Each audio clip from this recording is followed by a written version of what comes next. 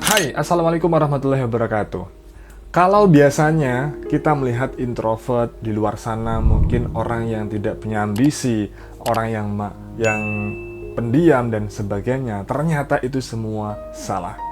Ada salah satu tipe kepribadian introvert yang dia ternyata sangat ambisius dan sangat powerful. Tipe apakah itu?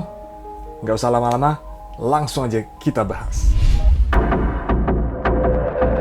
Dalam novel Hemingway berjudul The Snows of Kilimanjaro, ada seekor macan tutul yang mendaki gunung tertinggi di Afrika, Kilimanjaro. Alih-alih terlihat kesepian, macan tutul yang berbaring di hamparan salju puncak gunung Kilimanjaro itu terlihat kuat. Mungkin macan tutul itu mendaki gunung Kilimanjaro yang penuh salju dan melalui semua hambatan karena memiliki tujuan tertentu. Jika digolongkan dalam tipe MBTI, apa jenis MBTI yang mendeskripsikan orang yang gigih, terus berjalan di jalannya sendiri, dan tidak berhenti meskipun diterpa salju dan angin dingin seperti macan tutul yang elegan dan tangguh itu? Orang itu adalah INTJ. INTJ adalah karakter yang paling mandiri di antara karakter lainnya. Dia memiliki prinsip tentang apa yang dia mau dan bagaimana cara mencapainya. Dia tak terkalahkan oleh reputasi dan otoritas. Meskipun dia bisa hidup nyaman di hutan subtropis, jika hatinya memilih untuk hidup di gunung penuh salju, dia akan mempertaruhkan hidupnya dan mendaki gunung itu. Selain itu, INTJ bukan hanya filsuf dan idealis, dia lebih condong disebut pemberontak. Dia mendengarkan kata-kata orang yang lebih pintar darinya dan mudah mengakui kesalahannya sendiri. Namun, dia menentang dan mengabaikan pendapat orang yang tidak memiliki kemampuan meskipun orang itu mempunyai jabatan tinggi dan menurut tradisi perlu dihormati. Nyatanya, INTJ adalah orang yang secara tak sadar sering kecewa dalam hal relasi sosial, karena orang lain tidak memperlihatkan kemampuan berpikir logis dan sistematis seperti dirinya. Dia mudah bosan ketika terlibat pembicaraan sehari-hari bersama orang lain. Yaps, tipe itu adalah tipe INTJ, dengan urutan fungsi kognitif NI, T, V, C, fungsi dominannya NI. Kayak INFJ ya, fungsi dominannya dia craving for knowledge, abstract, melihat pola, melihat gambaran besar dari sesuatu, dibantu dengan TE, fungsi extravert thinking yang membuat segala sesuatu menjadi logik, segala sesuatu menjadi in order, tertata dan sebagainya. Maka orang-orang seperti INTJ sangat-sangat powerful. Banyak sekali tipe-tipe orang INTJ. Salah satunya ada Mark Zuckerberg, Friedrich Nietzsche, Karl Marx, Martin Luther, seorang revolusi agama. Ayahnya Martin Luther King Jr. ya. Kalau kemarin Martin Luther King Jr. itu ENFJ. Kalau Martin Luther yang bapaknya, dia INTJ. Tipe ini, tipe yang sangat misterius, pendiam, tetapi memiliki ambisi. Ketika dia sudah menginginkan sesuatu, dia akan memperjuangkan mati-matian apapun resikonya. Memang dalam hal relasi dengan manusia, pertemanan maupun percintaan, INTJ sering banget mengalami kegagalan. Tetapi itulah PR dia untuk bisa keep in touch with their feeling. Bagaimana teman-teman INTJ harus lebih bisa keep in touch, terhubung dengan emosinya, yang mungkin selama ini kamu anggap itu sebagai sebuah kelemahan. Well, teman-teman, ada sebuah nasihat yang sangat menarik untuk teman-teman INTJ yang mungkin bisa menarik untuk disimak dan menjadi pertimbangan. INTJ sebagaimana tipe kepribadian lain juga memiliki kekhawatiran. Ketika berbicara tentang apa yang mereka suka, orang lain menganggapnya tidak seru dan terlalu rumit.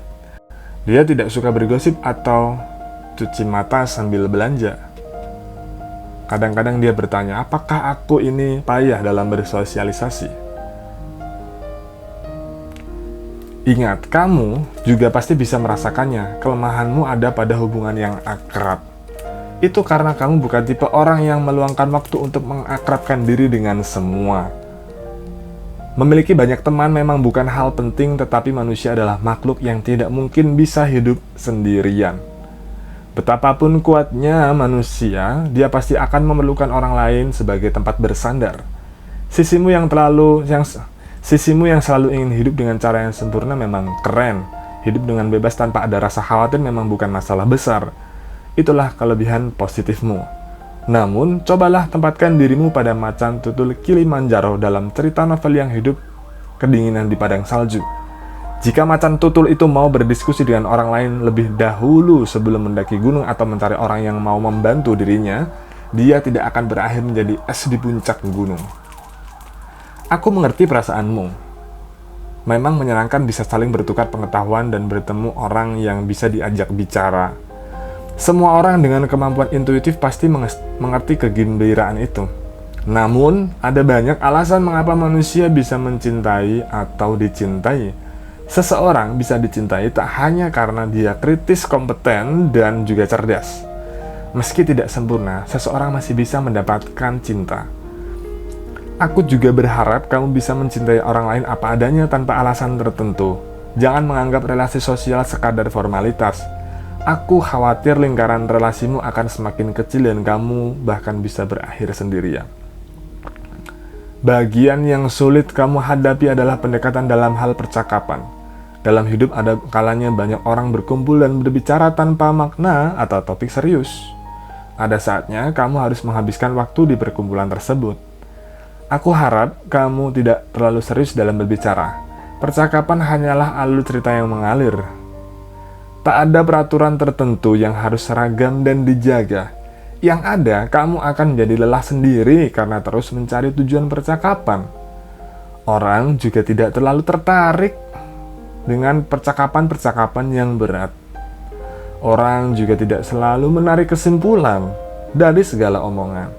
Yang penting adalah topik perbincangan. Sekarang aku akan memberimu beberapa trik yang bisa kamu gunakan sewaktu mengobrol bersama orang lain. Pertama-tama, ketika kamu sedang terlibat dalam perbincangan tentang tren, isu hangat atau humor, kamu bisa hanya sekadar mendengarkan. Lagi pula, pembicaraan akan terus berlanjut tanpa harus ada kesimpulan yang diambil. Jangan terlalu cepat mengalihkan topik pembicaraan. Dan ketika kamu sulit berinteraksi, kamu bisa membalikan kembali pertanyaan yang sama kepada orang lain. Ketika ada yang menanyakan pendapatmu, kemukakanlah dengan singkat, karena ini sebenarnya adalah dasar dari sebuah diskusi. Buatlah obrolan menjadi ringan dan menyenangkan selayaknya sedang menyantap makanan cepat saji. Jadikan obrolan itu enak untuk dikonsumsi. Semoga kamu bisa bertemu dengan teman yang bisa berbagi cinta serius denganmu. Bisa saja dia juga gatal untuk cepat-cepat mendiskusikan topik yang lebih profesional denganmu. Ketika obrolan tersebut bisa dilakukan, kamu mungkin akan merasa nyaman. Bertemu dengan orang yang bisa diajak bicara, berdiskusi, meski hanya dalam perkumpulan kecil, bisa membuat kehidupanmu lebih kaya dan nyaman. Mudah-mudahan kamu bisa menemui teman seperti itu. Well, itu tadi penjelasan singkat tentang tipe INTJ, seorang introvert yang penuh dengan ambisi dan juga cita-cita untuk mencapai kehidupan yang dia inginkan. Terima kasih teman-teman, jangan lupa like dan juga share pendapat kamu, dan juga subscribe. Wassalamualaikum warahmatullahi wabarakatuh.